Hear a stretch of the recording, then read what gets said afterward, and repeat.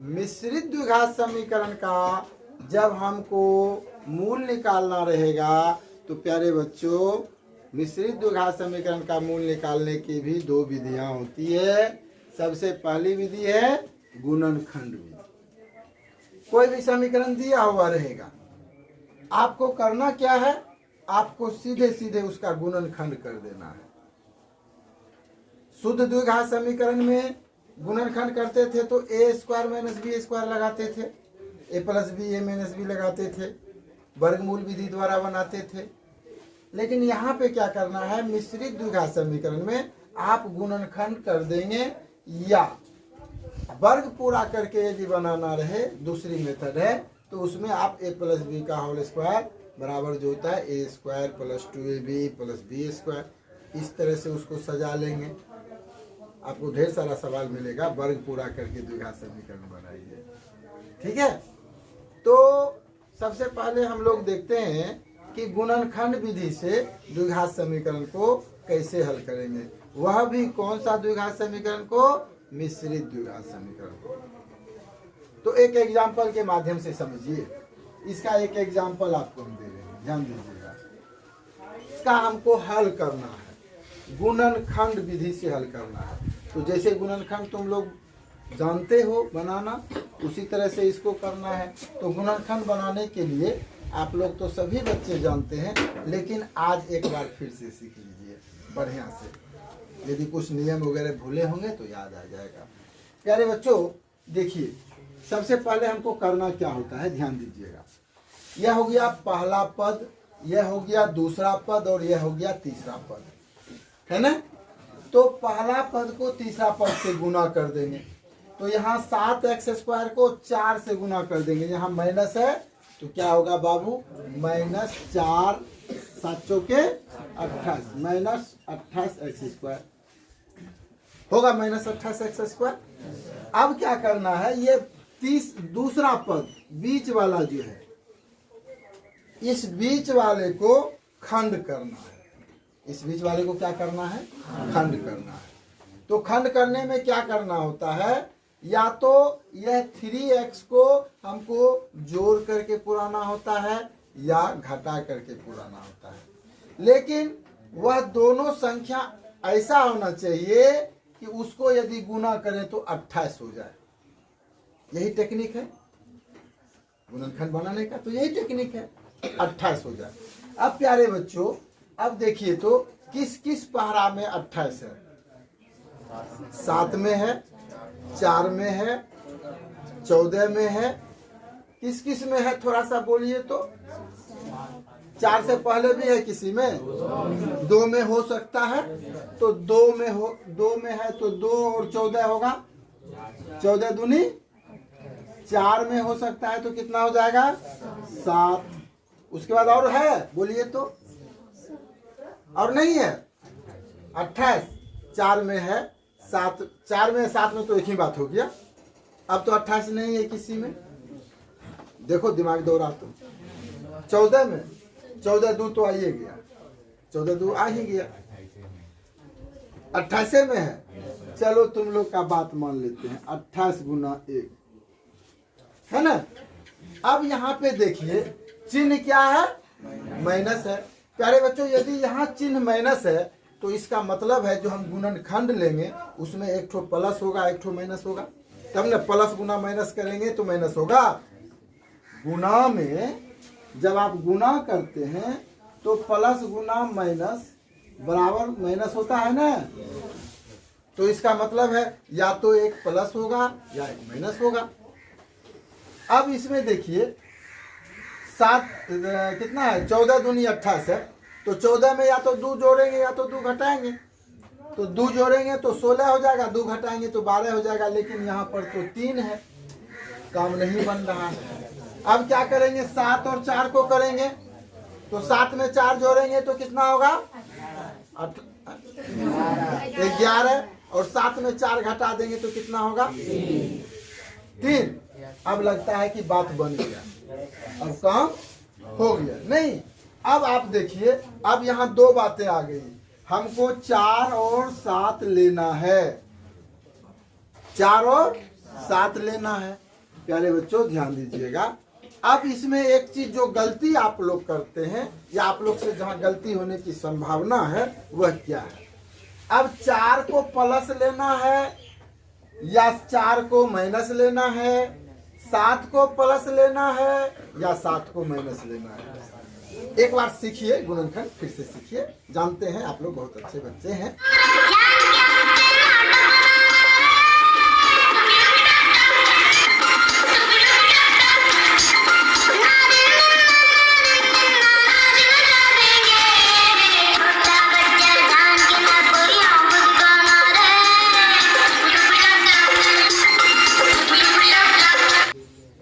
लेकिन तब पर भी एक बार सीख लीजिए, ठीक है। अब देखिए यहां पर देखिए तो 3 क्या है? प्लस है। और इस दो इसका मतलब है 3 प्लस है तो चिन्ह किसका लिखाता है? या जोड़ते हैं या घटाते हैं तो जो बड़ा अंक रहता है उसका चिन्ह लिखाता है। तो यहाँ प्लस है, इसका मतलब है कि प्लस वाला बड़ा होगा। तो इसका मतलब है कि 7 बड़ा होगा, 7 में प्लस का चिन्ह लगेगा और 4 में माइनस का चिन्ह लगेगा। क्लियर हो गया? तो आप वही काम यहाँ पे कर दीजिए। यहाँ पर आप याद दे दीजिए 7x² plus 7x plus 4x minus 4 बराबर 0। हाँ यहाँ माइनस होगा, ठीक है। तब ना 7x में से 4x घटेगा तो 3x प्लस का बचेगा। अब क्या करना है? गुणनखंड में हम क्या करते थे? इस दोनों में कॉमन लेते थे, फिर इस दोनों में कॉमन लेते थे। तो यहाँ देखिए तो 7x कॉमन है। चलिए बच्चों 7x कॉमन हो गया तो क्या बचेगा? x plus 1। यहाँ 4 कॉमन है माइनस, तो यहाँ हो जाएगा x प्लस 1, ठीक है, बराबर। अब इसमें क्या करेंगे बाबू? इसको और इसको कॉमन ले लेंगे तो क्या हो जाएगा? x प्लस 1 और यहाँ हो जाएगा 7x माइनस 4 इक्वल टू 0। अब आप क्या कीजिएगा? एक बार इसको उधर लेके चल जाइएगा, एक बार इसको उधर लेके चले जाइएगा। लेकिन हम यहाँ पे आपको डायरेक्ट कर देते हैं, या x प्लस 1 इक्वल टू 0, इसलिए x बराबर माइनस 1। कैसे हुआ समझ गए हम तुम लोग? तुम लोग को कल बताए थे ना करके, इसको उधर कीजिए तो 0 से इसमें भागा दीजिएगा तो ये होगा वो होगा, बहुत तरह का बात बता दिए थे।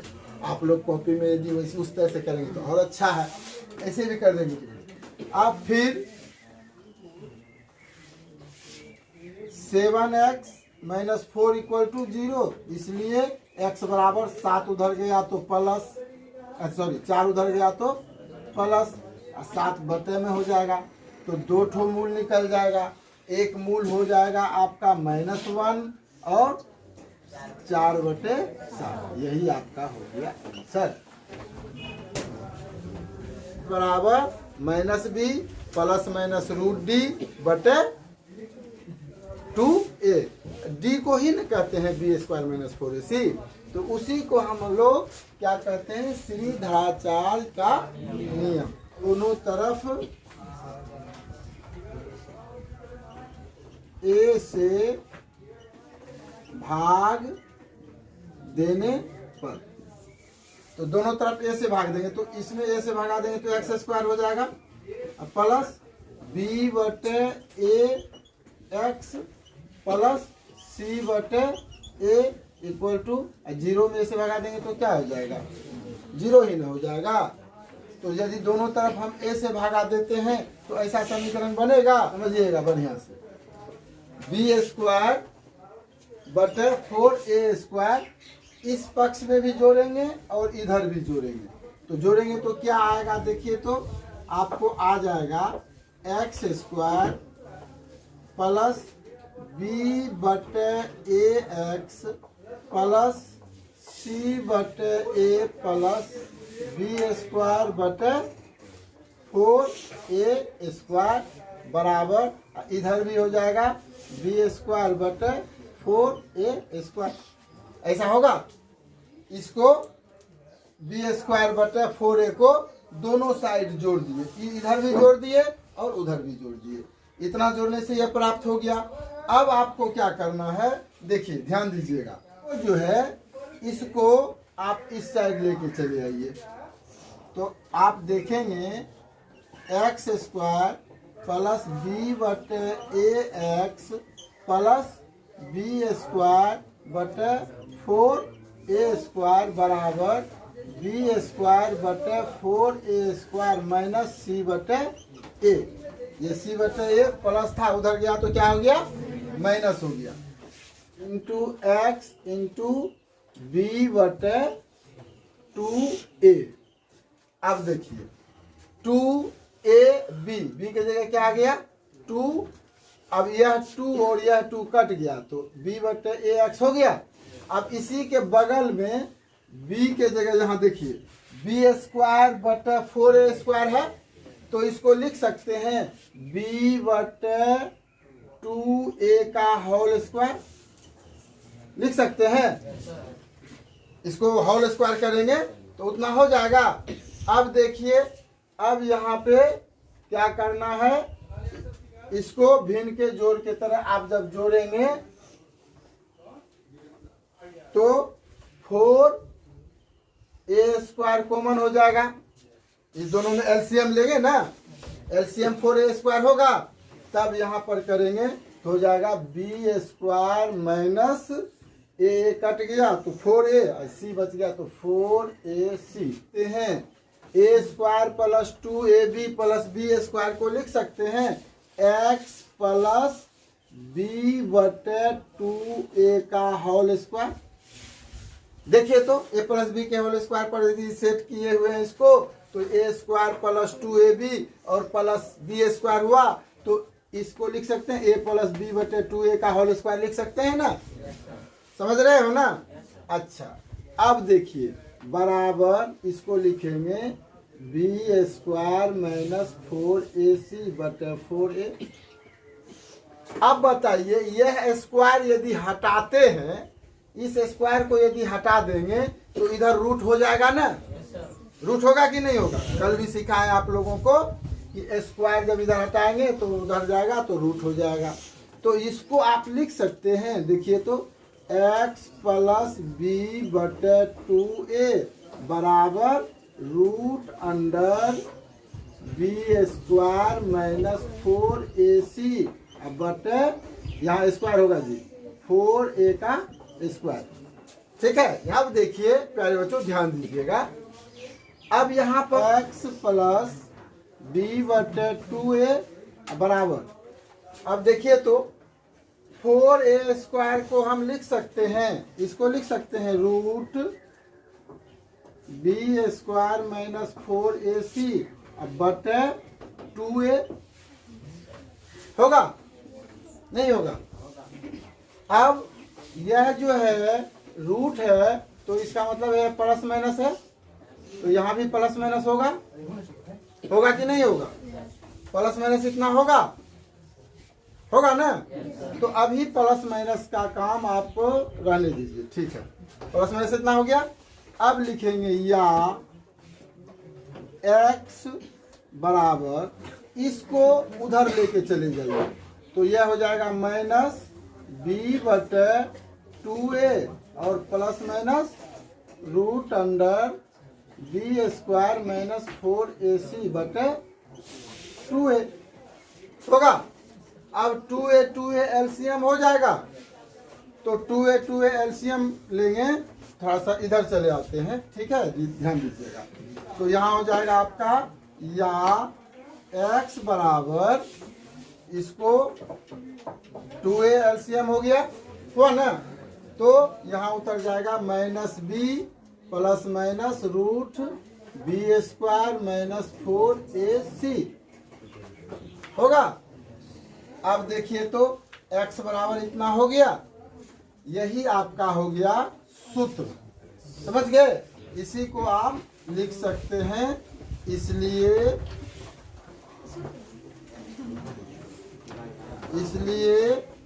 x बराबर आपका हो जाएगा minus b plus minus root b square minus 4ac बटे 2a।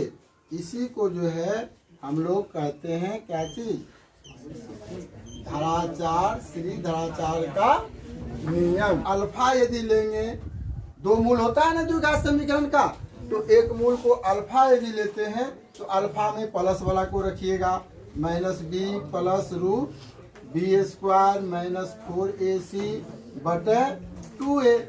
और बीटा यदि लिखिएगा तो बीटा बराबर आ जाएगा आपका minus b minus root b square minus 4ac बटे 2a। यह दोनों सूत्र, एक मूल अल्फा हो गया और एक मूल क्या हो गया, बीटा हो गया। अब इस सूत्र के माध्यम से आप लोग को अभी हम सिखाएंगे द्विघात समीकरण का हल डायरेक्ट कैसे निकालेंगे। चलिए, तो √3 और √3 को गुना करेंगे तो 3 गुना 7, 7 या 21 एक्स स्क्वायर हो जाएगा। अब 10 को खंड करना है, देखना है 21 कौन कौन सा पहरा में है। तो प्यारे बच्चों 21 7 में है, 7 को 3 बार पढ़ेंगे तो कितना हो जाएगा 21, और 7 में 3 जोड़ देंगे तो कितना हो जाएगा 10। तो इसको हम लिख सकते हैं ना, या √3 x square plus 7x plus 3x plus 7 √3 बराबर 0 लिख सकते हैं, कोई दिक्कत। अब इस दोनों में देखिए क्या कॉमन है, इस दोनों में x कॉमन है। क्या कॉमन है, x कॉमन है। तो x कॉमन ले लीजिएगा, x कॉमन ले लीजिएगा तो क्या बच जाएगा आपको, √3x प्लस 7, हाँ प्लस 7। अब इस दोनों में देखिए तो क्या कॉमन है, प्लस √3 कॉमन है। क्या कॉमन है, √3 कॉमन है, क्योंकि 3 में 3 को लिख सकते हैं, √3 गुना √3 लिख सकते हैं ना। तो इस 3 में 2 ठो √3 है ना, तो हम एक ठो कॉमन ले सकते हैं ना। तो यहाँ पर बच जाएगा क्या, एक कॉमन ले लिए तो यहाँ पर बच गया आपका √3x प्लस √3 निकल गया, क्या बच गया 7 = 0 हुआ। अब देखिए इस दोनों में क्या है, √3x प्लस 7 कॉमन है, यहाँ आपका कॉमन हो गया √3x प्लस 7 हो गया कॉमन। तो आपका क्या बच गया, x प्लस √3 बच गया, इक्वल टू क्या हो गया 0। अब एक बार इसको 0 के बराबर कर दीजिए, एक बार इसको 0 के बराबर कर दीजिए, तो आपका निकल जाएगा हल। कैसे, देखिए, या √3x प्लस 7 = 0। तो 7 उधर जाएगा तो क्या हो जाएगा, 7 उधर जाएगा तो आपका हो जाएगा √3x बराबर -7, इसलिए x बराबर क्या हो जाएगा -7/√3। √3 से इधर भागा दे तो ये हो गया। अब दोबारा जब करेंगे फिर x प्लस √3 = 0। अब x बराबर क्या हो जाएगा, x बराबर -√3। तो आपका 2 ठो हल निकल गया, एक निकल गया -7 बटे √3 और एक ठो हो गया आपका -√3। यही आपका हो गया आंसर। इस तरह से आप गुणनखंड विधि से इसको भी निकालेंगे, सबको निकाल सकते हैं।